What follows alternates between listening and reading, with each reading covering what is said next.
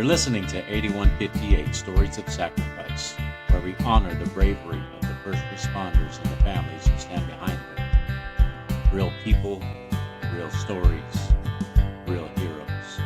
This is 8158.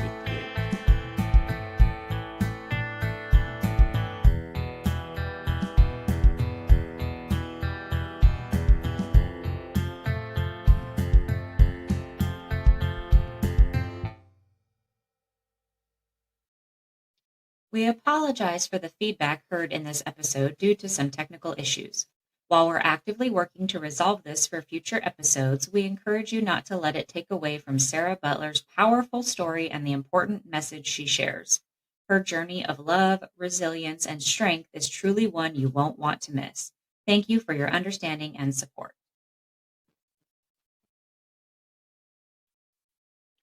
Welcome back to 8158 Stories of Sacrifice, where we share the stories of first responders and their families, stories of courage, dedication, and the sacrifices that often come with a life of service. Today, we're joined by Sarah Butler, a remarkable woman whose story is both heartbreaking and inspiring. Sarah was married to Bill Butler Jr., a devoted sheriff's deputy who tragically lost his life in the line of duty in June 2024. Together, they built a life filled with love and raised 3 wonderful children.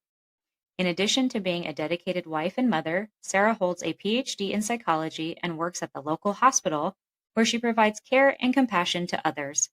Her journey through loss, resilience, and finding strength for her family is a testament to the endurance of the human spirit. During this conversation, Sarah shares memories of Billy, what he was like both on and off duty, their love story, and the challenges and joys of being a sheriff deputy's spouse. She also opens up about the day of the tragedy, coping with its aftermath, and how she and her children have worked to honor Billy's legacy. This episode is a powerful reflection on love, sacrifice, and moving forward after unimaginable loss. Let's honor Billy's memory and hear Sarah's incredible story. Here's your host, Rico. Could you share a bit about your husband and what he was like, both as an off-duty deputy and a husband? Yeah, absolutely. Bill was very calm in the household. We had been married, it would have been 13 years. And so he always brought this calming presence about him. Very spontaneous and liked to laugh and liked to do things, but he was just always very chill. We always made fun of him because he had hearing aids and he couldn't hear anything. And whenever he didn't want to hear the kids, he would just turn them down. So we always laughed about that, but he was always so calm. And when he was on duty, I work at the sheriff's department as well. So it was always, are you even working? What are you even doing? But he always had the biggest smile on his face for any time that he was on duty. He just loved it. He would stop into the house often, because we live pretty close to town. He would stop in and, grab a bite to eat or get something to drink. And so it was always nice to see him on the security cameras, oh, Bill's home. He's coming to get something. And so he was, very calm. And when he's on duty, just all in all the time. Yeah, that sounds amazing. Yeah. It must be nice to be able to tune out everything with the hearing aid stuff. Yeah, we made fun of him for that, but yes. That's pretty awesome. So how did you happen to meet Bill, and what drew you to him? So that's an interesting story. For anybody that was, fortunate enough to watch the funeral or the service, the JJ spoke about me meeting him, and I actually did meet him at the jail. He was doing corrections in the back of the jail, and I was the jail nurse setting up meds for the inmates. And I rolled in there in my motorcycle and walked in and started doing medications. And, he's like, who is this? And, he just came back to the med room where I was and just started talking. And, I've always liked that population. So it's very easy to talk to the deputies. And that was, that was when I actually met him, was at the jail. So when people ask, oh, how did you meet your husband? In jail. So if that's not the true romance story, I don't know what is. But, he was just laughing and joking, but would be very serious when he needed to be. And all of the inmates had tons of respect for him just because he was always so fair and honest. Right. So, yeah. Yeah, he definitely seemed like a pretty calm, fair, honest person to be around. I can remember some of the experiences, with the family gatherings and such, just being around him. I know him and I didn't really have a lot of conversation, but I always felt calm being around him, like safe, Yeah. It's always that good, chill Yeah, feeling. just so easy to talk to, always. He always connected with people, just very easy. He'd make a heck of a great salesman, I said. Right. Yeah. Yeah. And life as a police spouse or a deputy spouse, what was it like being married to a sheriff's deputy? And how do you handle the unique challenges that came with that? I can't say that being a police spouse was really any different. Bill was only at the sheriff's department as a road deputy for about a year and a half after he graduated from the academy. So he wasn't on the road for a super long time. So I didn't really get acclimated to the police spouse role. We married as adults. So he had his career, I had my career. My career didn't change when his did. So the police spouse, I can't really attest to that, other than he was there. He loved to go to the sheriff's department all the time, even on his days off, because that's what he loved. And so, he was like, I'm going to do this. And I can tell you that our collection of firearms increased dramatically when he started at the sheriff's department again. So there was, oh, new guns. Yay, I need this for duty. I need this. So we just had to get a bigger gun safe is what we had to do. So that was the police spouse that I knew. So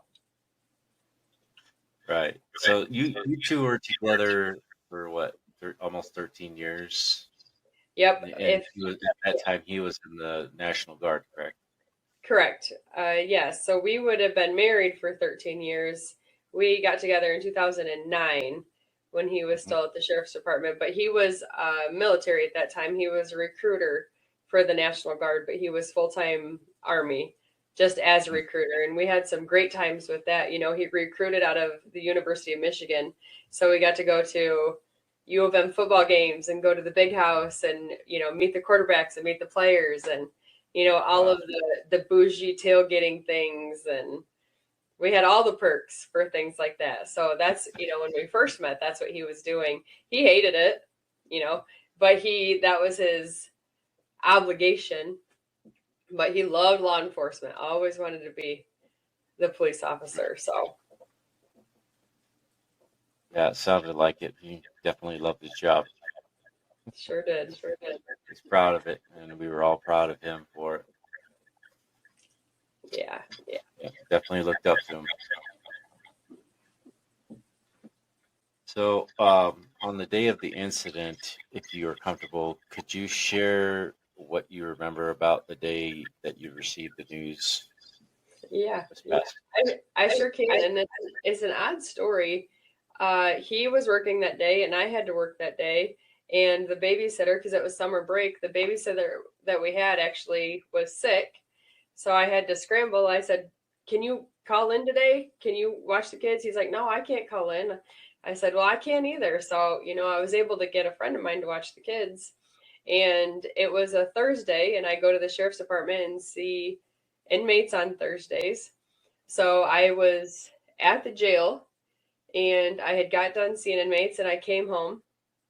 And as soon as I walked in the door, I told my friend, I said, thank you so much. And she left, and it was about 2 minutes.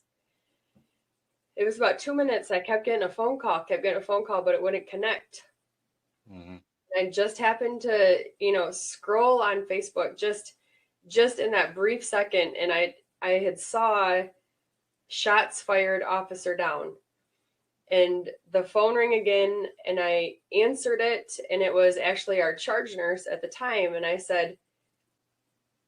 she said, are you at home? And I said, yes. Is it Bill? and she says, you need to get back to the hospital.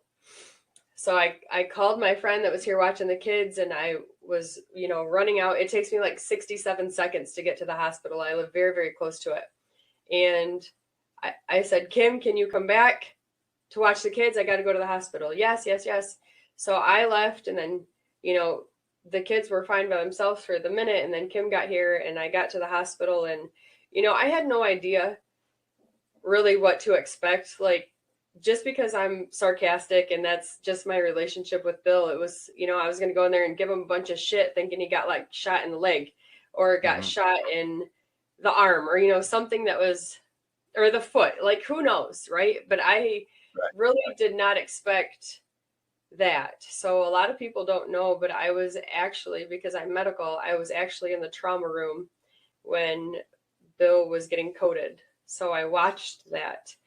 That was very important for my side of things to see that they were doing all they absolutely could, but there was just nothing. So by the time frame is a little bit difficult for me. I believe from the time that I got the phone call and I got back to the hospital, he had been in there for maybe 25-ish minutes without a pulse, without breathing, without anything spontaneous, which anybody medical knows is not a good sign. And, I was at the foot of his bed, and people are, there was a surgeon trying to put in a central line. There was the respiratory guy that was, ventilations and doing CPR and doing all of the things. And I stood at the foot of the bed with the emergency room doc, and he said, excuse me, his brain has been without oxygen for a long time. And I said, I know. And then it was just a second or two later. And, anybody that knew Bill or anybody that saw pictures know that he was very, very tan, very tan. Mm-hmm. And he, laying on that table, he didn't have a shirt on, and laying on that table, he was so pale, like so pale. And I said, anybody to see Bill Butler pale is not a good thing. So I said to the ER doctor, I said, I'm going to have to plan a funeral. And he said, yeah. And it was just a second or two after that, and he called the code. And, because of how he was killed, everything was under investigation. So we couldn't, I couldn't go and touch him and take his rings off and take his watches off. I couldn't do any of that, but they were so incredibly sweet. That emergency room was absolutely packed of city police and sheriff department and state police and, all of the ancillary people, the firefighters, and it was just packed. And my memory is not super great of times of that time, but I know that they let me go in and out of Bill's room as much as I wanted to, just so I could see him and touch him, and, which was good, which was important. So that is my recollection of the event of that day.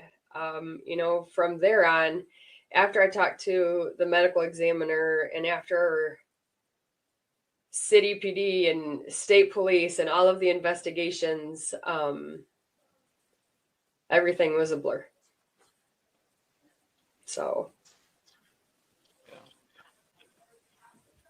yeah. It was definitely a sad day. I know when I heard when my stepmom had called me, she had asked me if I had heard anything about Billy, and I said, no, is he okay? My first thought was, well, she said he'd been shot, and I thought that maybe he just got injured and it would be fine. And when she started crying, then I knew something was not right. I knew something was wrong. Yeah. Yeah. So that's when I immediately called work, and it's like, I'm not coming in tomorrow. I got to go. I got to Yeah. go see my cousin. So definitely a hard day for all of us. And I can imagine it was hard for you, especially seeing what you saw and having to experience that. Yeah. It took several hours for them to come down and get the things like his vest and his work phone and all of those things. It took him a while, his radio, everything like that. But by the time the funeral home was ready to reel him out, I was still there. They walked him out the back of the trauma room, like to the hallway, so that it wasn't like through ER with all these people. And I had no idea that this would happen, but the entire hallway was absolutely completely packed with people from the sheriff's department. And as soon as they wheeled out, they saluted and they stood there until, and then we walked out of the emergency room. The whole parking lot was full, and I had no idea that people would be there, and they all just stood and saluted. And, as they put Bill into the hearse, it was just so surreal. And I couldn't thank everybody enough for coming and supporting. But, I really had no idea that somebody would be watching over his body from the minute that he left the hospital until he was in the ground. Like, I had no idea that his body would not be left alone. And so that is something that, I learned such interesting things about law enforcement. But, there was somebody there guarding him and protecting him so he wasn't alone, throughout the autopsy and things like that. So it's an honor. So they were pretty much guarding him all the way till he was put into the ground, basically. Full police escort from anywhere, because he went from Hillsdale Hospital, he went to Lansing for gift of life donation and autopsy and investigation or whatever. And it was a full police escort all the way up to Lansing. And it was, when he came back to Hillsdale County, it was the escort, the full thing. He had to wait at one funeral home overnight because there was a funeral going on at the current funeral home. So the next day when he was coming to the funeral home that we used, full police escort the entire time, color guard and everything. It was just crazy. Wow. Yeah. And I don't know if people have seen videos or if you have, but there was people lined up on the streets like a parade when they knew that he was going to be coming by. So when we went from the funeral home in Litchfield to the funeral home in Hillsdale, I got to be a part of that. I was actually in the first police car for part of that, and to see the people absolutely the entire way lining the streets and waving their flags and saluting and holding their heart and crying, and it's incredible. Yeah. Yeah, I think I might have seen something like that on the news. I think I might have seen you in a deputy's car or something. Yeah. Your youngest son might have been sitting on your lap or something. Yeah. Yeah. Like Yeah. So like a still picture or something like that. Yeah, that's what that was. So coping with the immediate aftermath, in the initial days after his death, what emotions were you dealing with, and where did you find the strength and the support? I from the day that it happened, from June 27th, his oldest daughter was up north camping, and my best friend lives in Gaylord, and I got home after they had taken Bill from the hospital. Like, I got home like around 7 at night, and within a half hour, Bill's daughter Kylie made it down from up north, and my best friend made it from Gaylord, and people were just at the house nonstop. And I mean, they stayed with us for 2 weeks. For the first several days, there was just so much because of the magnitude of the service and all of the law enforcement that had to be coordinated and all of that. When we were at the funeral home making the arrangements, the law enforcement team, it's called the SMART team, came in, and these people just go around for people that are killed in the line of duty and explain, like, as a survivor, you get this and this, and we've already applied for this for you, and this will already be taken care of. Like his vault for his casket, that was already donated and already being taken care of. And they coordinated all of that. All of the huge things was already taken care of. And so my job was, although it was overwhelming, like super overwhelming, I just had to go to the places, like for the visitations, where there was a changing of the guard every 15 minutes over Bill.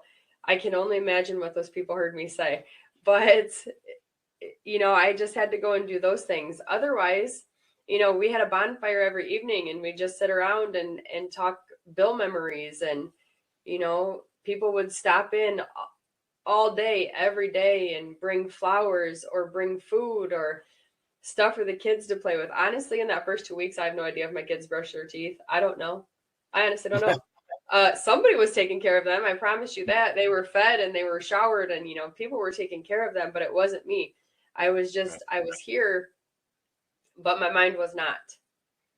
I would just sit there, and there was a liaison from the sheriff's department that was here with us, and he said, I will get you anything you need. And so I would just have to like say an idea, and somebody was out taking care of it.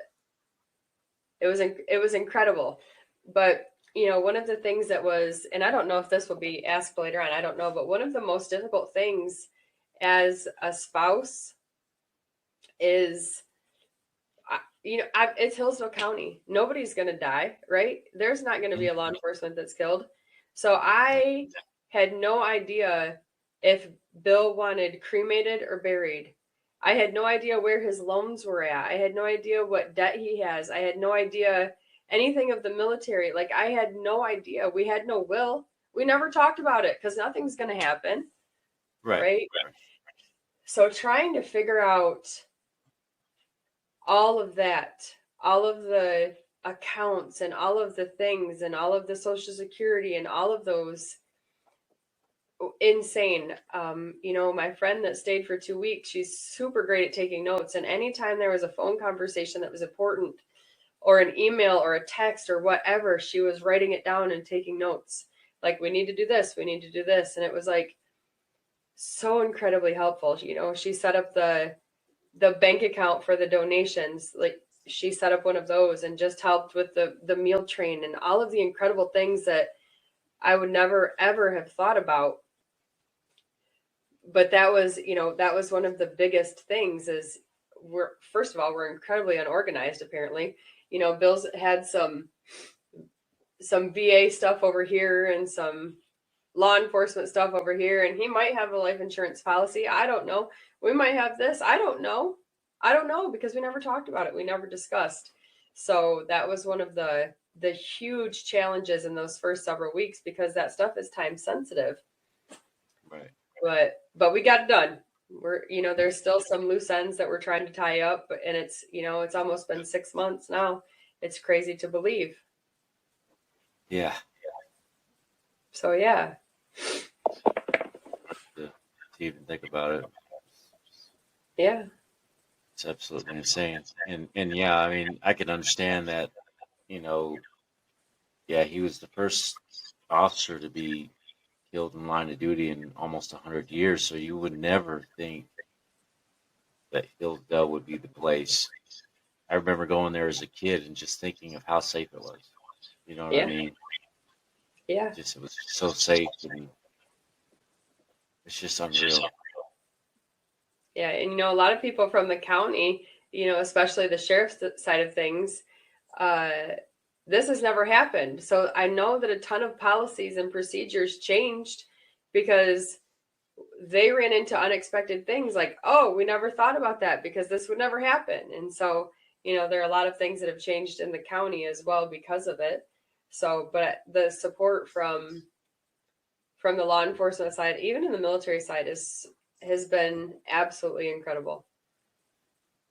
So helpful.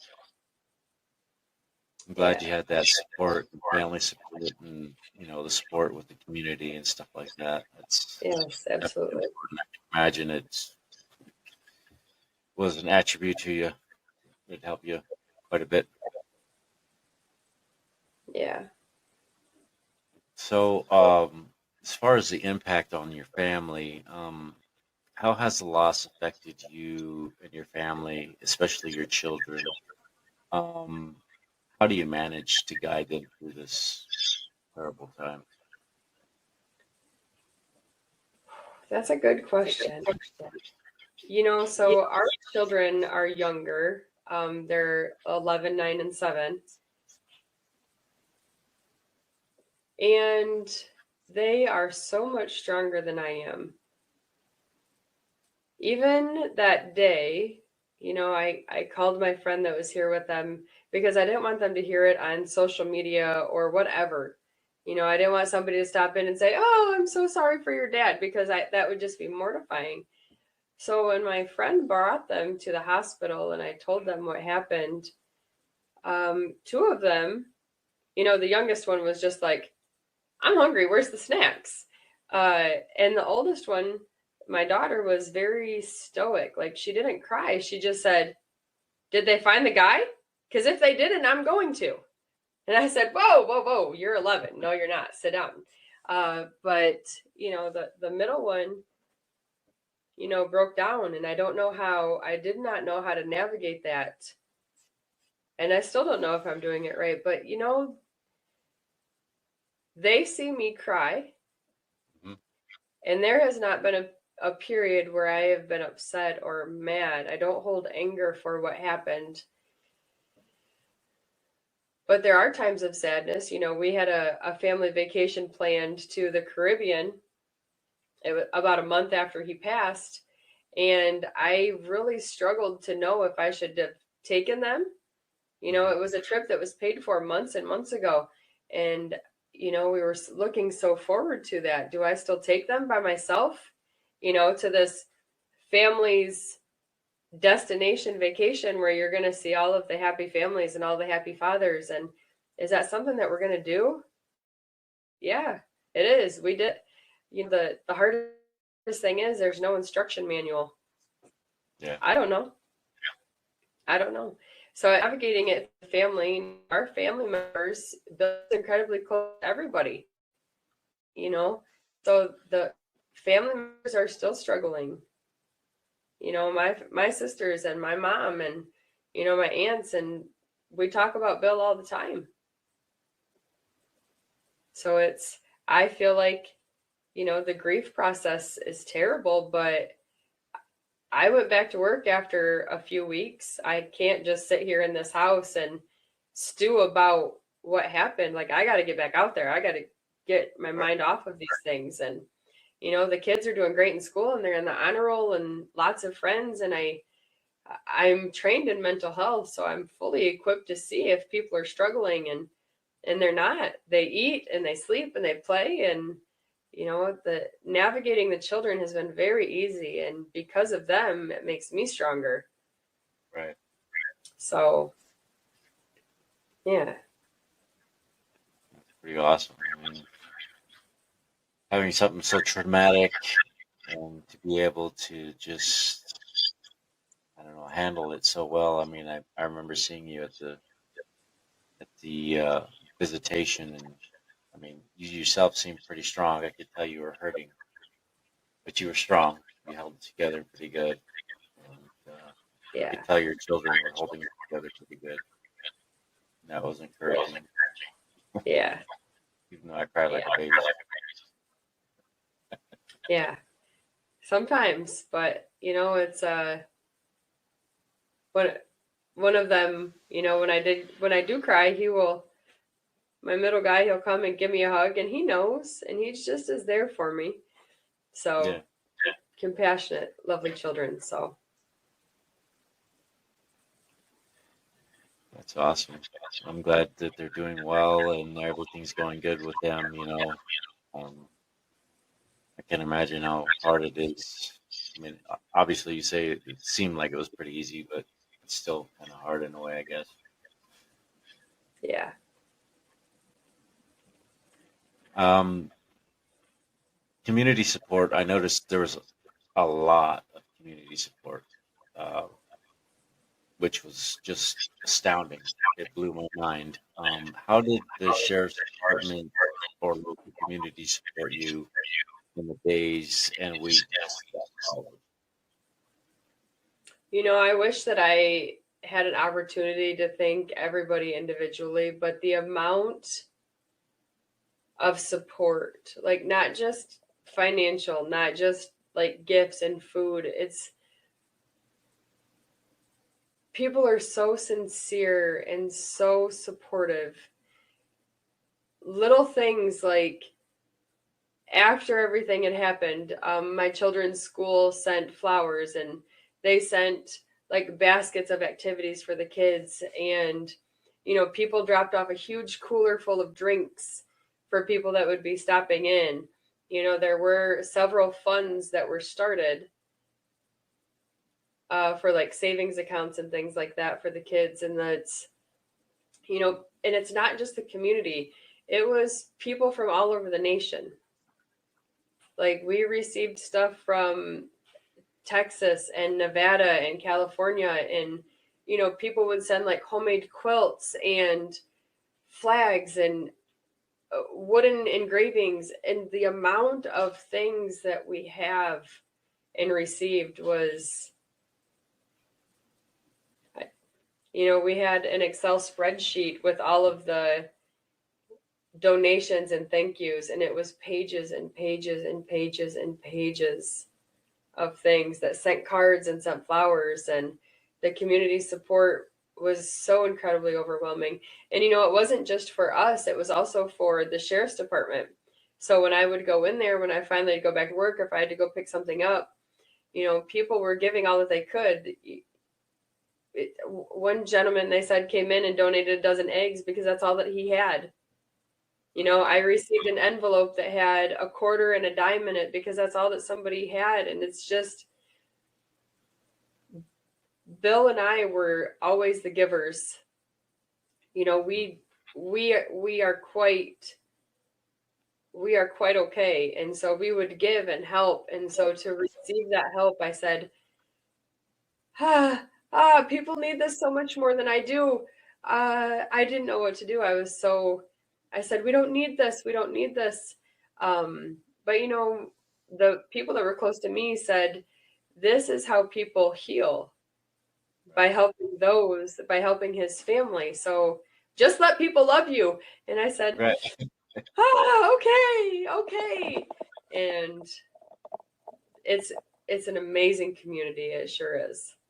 And his police car was parked up at the sheriff's office, Mhm. and the people that came out there, and I tried to stay like out of the light. I don't want that. I did not want all that attention, and I didn't want pictures of me or the kids. I didn't want any of that. So I would go out to his car at the sheriff's department, like later at night when nobody was there, and look around and just see what people had left. And there's some pretty cool things. Yeah. So Yeah, I was there. I went to the vigil, and I was with Christy and Josh, and yeah, it was heartwarming to see the turnout, yeah. people that were there. And all of the things around his car. Yeah, everything that was placed around his car and everything like that. The And that's how I sign. got this thing from. I got this from Casey. Yep. Took it off himself and gave it to Christy to give to me. So it means a lot. It's very special. It's special. And Yeah. I keep it with me every day. I wear it every day. Yeah, I like it. That's how he keeps me safe. Because I'm out there all day, every day, driving around. Yep. Yeah. Yeah, I mean, and like on the day of the funeral, uh, I remember the experience of seeing all of the people as we drove past going to the site where he was going to be buried, and just seeing the sea of people that lined the streets.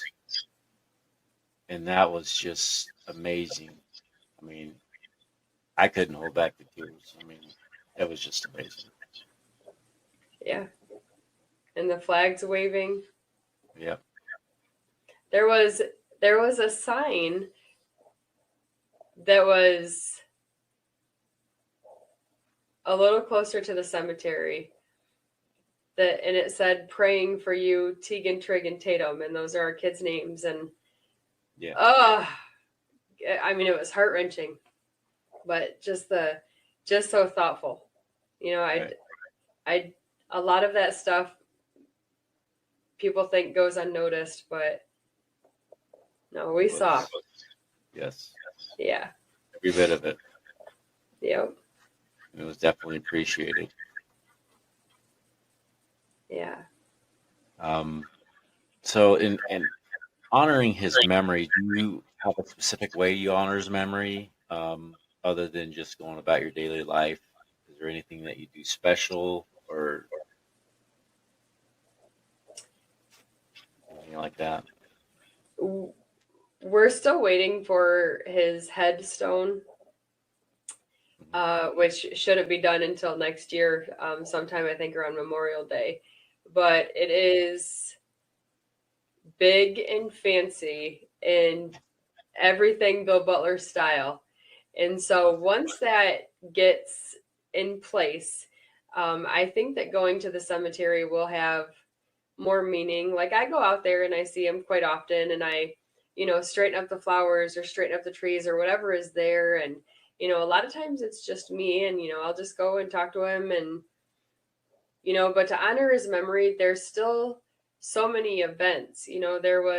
He's on the memorial wall in Oakland County for the police thing. So that was on 9/11. We went up there for that, and I spoke at that. And he's going on the national wall in Washington, D.C.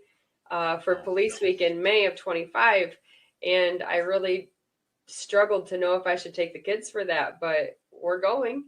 I'm going to take them out of school for a week, and we're going to go to Washington, D.C. and, see Bill's name on the wall. And, there was a Hillsville College football game, and that they did a little tribute to Bill. And there's so many events that are still in his, golf outings and things like that are still in his honor, for people to remember him. So I, like I said, it's been almost 6 months, and think about him every day. Like at the sheriff's department, when I go, they have a Bill Butler wall of, there's a flag and there's a plaque and there's the, the thin blue line. And so you can't go anywhere and not see it.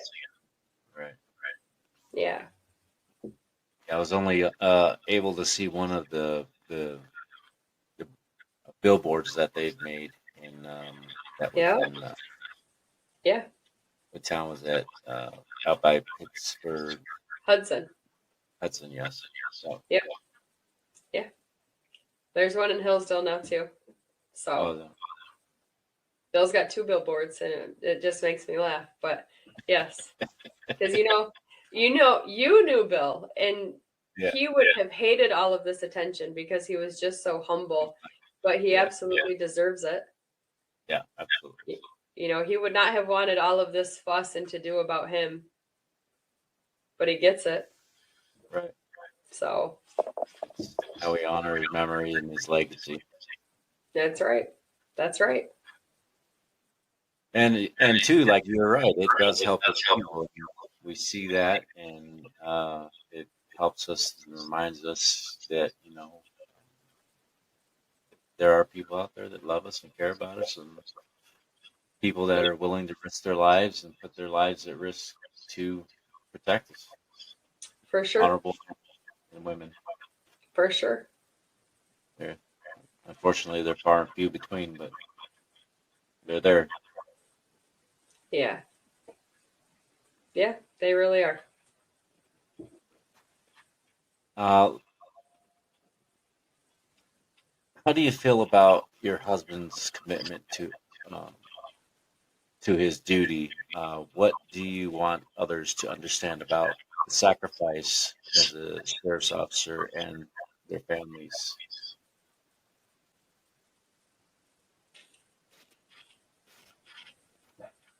Kind of like I said earlier, it was his love and it was his passion. And I gave him a lot of grief about retiring from the military early to do law enforcement. Not just because of the pay; it was a huge pay, but also the super great insurance. But that's what he wanted to do, and that's what made him happy. And I said, okay. He supported me while I was getting my degree, and it's for other people and the sacrifices. It's just part of it. Anything can happen on any day, right? Yeah. Literally anything. And you just try not to hold resentment or feelings like that. There is a sacrifice. And people don't believe me, but there were 3 other deputies on scene, and I am incredibly thankful that it happened to Bill and not one of those other 3 deputies, because people don't understand how absolutely dedicated he was to everybody. And if something would have happened to one of those other 3 deputies, Bill would not have been well mentally. Right. And so I am incredibly thankful that it was him. I have a beautiful home and I have beautiful children because of him. And there was, 2 other deputies that were quite young, and they haven't even got to start their lives yet. They were younger than Bill's children. They were younger than his oldest children. And if something would have happened to them, he would never ever have been able to forgive himself.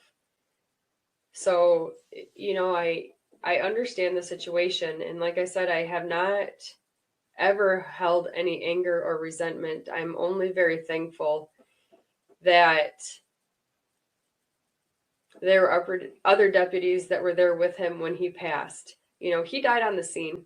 He didn't die en route to the hospital. He didn't die at the hospital. It was instant. And so I'm so thankful that it wasn't like some traffic stop out in a rural area where somebody just shot him and drove away and left him there. Like, that's not what it was like. So I'm so thankful for the little things like that. And I'm thankful that I got to be in there with him when things were going on. That's, a lot of people don't understand that part, but it was very, very comforting. Sacrifices are different in other ways, but I'm so thankful for that part. Wow. I didn't even, thinking back, I didn't even think of it that way. I mean, you kind of brought light to that. I I had anger and, obviously sorrow, but and then you also think in the back of mind it should have been somebody else, and uh, I would have never thought of it that way. That's incredibly brave to think that, and I think I wouldn't thought that it would have affected Billy that much, but like you said, he was so dedicated that it would have messed him up mentally, There was especially for young officers. there was a 24-year-old male officer, no, 24-year-old female and a 22-year-old male. Oh my God, they're just kids. That's what he called them. They were like his kids. Just kids, man. Just kids.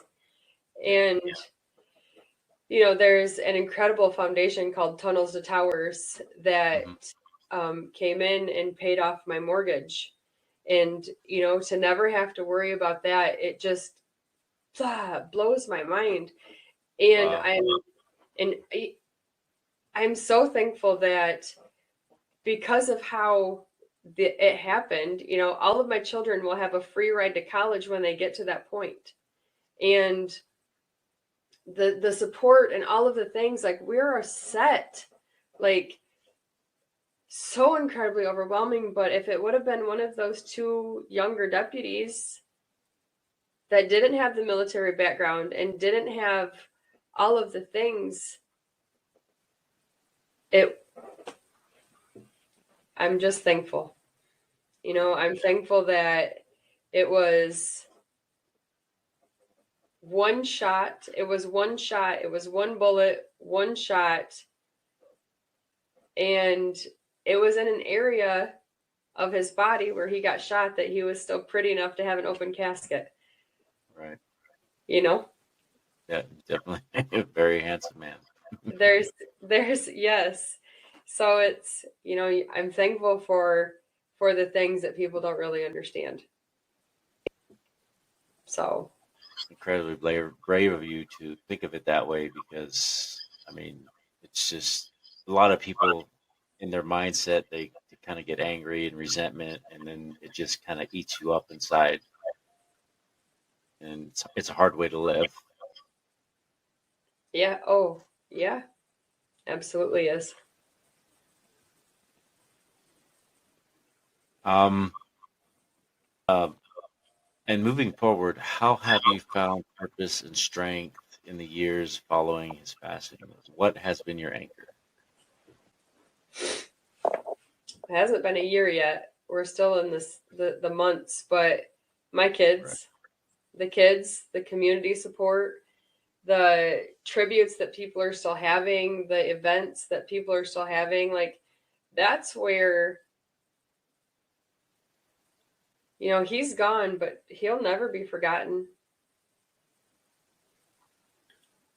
So there have been very rare times when I've driven by this cemetery, it's on my way to my sister's house, that somebody hasn't been there.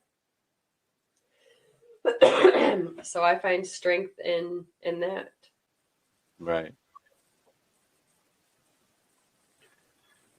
It's amazing. Do you have any message to other widows? What words of comfort or advice would you offer to other spouses who have uh, or are facing heartbreak of losing their loved one in law enforcement? I'm not typically an anxious person, like, I'm pretty laid back, but I was so very anxious that I would make a mistake or do something wrong in the grieving process. You know, how would people perceive if I took the kids to the Caribbean? Like, would people get mad at me and think that their donated money would go to that? Or, would people think that I went back to work too soon, or I took too much time off? Or, the thing that I would tell other survivors is, there's no manual, there is no instruction manual, there is no guide. You just have to do what feels right to you at the time. And people will judge you no matter what. Right. So, whether it's, family members, even, or the community members, you hear little things. I try not to focus on the negative things, but there's no manual. There's nothing there to help you through things like this. So you just lean on your strongest supports and know that you are making the best decision that you can. Right. Yeah, I do. I do specifically remember Uncle Bill mentioning to me that that you should take the kids to do that, because that's what Bill would have wanted. I mean, Yeah. and I wouldn't let anybody judge anybody that's facing any of these kinds of trials, because they don't know. They don't know what you're going through. They don't know what you have to do. And like you say, there is no man. Just like you're raising children. If you've never raised a child before, there is no manual that you how to raise a child. You know Hmm. what I mean? Life Yeah. is life, and you have to roll with the punches and deal with it the best way you can. There's some bumps along the way. Absolutely, bumps and obstacles and pitfalls and many things. Yeah. Yeah. You know, as far as I'm concerned, I think you're doing a fabulous job. You know, you're doing what you have to. You're doing what you can. Um, you know, you just living your life and just kind of trying to move forward slowly and you know Yeah. you're Right still now I'm trying to I know this will be aired afterwards, but right now trying to navigate the holiday season because Bill would spoil those children rotten and get them things, and I would just shake my head and say, "They don't need that." And now, what would Bill do? That's like I need a bracelet. You remember the WWJD? What would Jesus do? I need like fortunate. a WWBBD. Like what would Bill Butler do? That's what I need. Do I spoil them insanely, or those are the things, is trying to navigate little stuff like that. Right, right. I remember seeing a post on your Facebook about the Halloween costumes. What was it, the Incredibles? You didn't want to do that, but he was so excited about it, you had to do it. Yeah. Yep. That was not one of my proudest things, but I'm so glad now that we did it. That picture's actually hanging on one of the children's walls. It's you know that's a memory that I'll always be thankful for. He always took so many pictures. He was always so proud, and he was always the one to post and not me. So I try to keep things updated because I know there's so many people out there that are still praying for us and think about us every day. Yeah. But that's just not what I do. So we're working on it. But yes, I didn't want to do that Incredibles Halloween costume, but I did it. So I thought yes. it was a cute little picture. It was cute. Yeah. Yeah. That was a pretty awesome moment for you guys, I imagine, especially Yeah. for the kids. Yeah. Yeah. So, I mean, do you have anything else you'd like to share with us, or anything you'd like to say, Bill's memory, or No, I just want to thank you for what you're doing to bring recognition to it, and to continue to honor him. But I think, I do appreciate it. yeah, you're definitely much welcome. Uh, from my experience, um, I never thought. I mean, I never really listened to podcasts at all. Driving truck, I always listen to music, and Brienne, she's the one that actually told me, why don't you just start listening to podcasts? There's things out there you might like. So I did, and I started listening to podcasts and listening to political stuff. And there were some things that I liked, and I never thought about doing anything like this. And this was kind of uh, her idea because I wanted to do something meaningful and honor Billy. Um, and also, we're kind of hoping that if this does get grow, we want to be able to help out first responders and give them scholarships as well. You know, if we can grow and build enough capital, we can offer them money for scholarships to help them get through that process. Whether you're want to get into dispatch or EMS or firefighting or law enforcement or whatever like that. That's our main goal. It's about not just honoring Billy's memory, but this is a way that we honor him by giving back to the community. Um, Yeah. That's awesome. That's and awesome. I'm hoping that this, continues on, and we're gonna keep doing it. We're gonna keep fighting. We're gonna keep getting people, and I have to. It was a strong desire. I thought about it every day when we talked about it, and it just like it was something in my gut, and it ate away at me, and I said, "You need to do it. You need to do it. You need to step out of your comfort zone. You have to. You have to do it." I was like, "Okay, I will do it." I like it. I will, I'll check out the website and share that. So it's pretty cool. Yeah, and if you have any referrals of people that you know of, you can just give them our email, and we'll get back to them and send them an official invite or whatever. Cool. All the fancy stuff that we do. Sounds good. It's nice to see you again. Great to see that wonderful smile. I wish it was under better circumstances. Too bad we weren't having shots. I know. Yeah, for real. Yeah, but because Bill and I, Uncle Bill, we went and visited him Thanksgiving, and I brought Billy a shot. Did you? Yeah, we went and did shots with him too, and I think we poured. He liked the Johnny Walker Blue. Yeah. I think Johnny it's Walker. Blue. So he got some of that. So yeah. That's awesome. But anyhow, it's great to see you. I'm glad you come to the show. It really means a lot to me, and we still love you. You're still family to me, as far as I'm concerned. Absolutely. And absolutely. Next time you come up, we'll have to get you up to the house. Yeah, absolutely.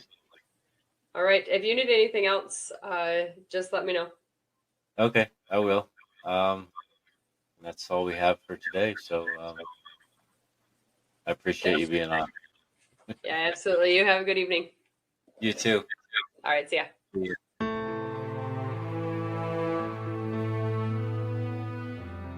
Thank you for joining us on 8158 Stories of Sacrifice.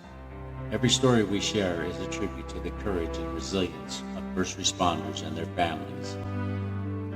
If this episode has impacted, encouraged, or inspired you, please subscribe, leave a review, and share with someone who supports first responders.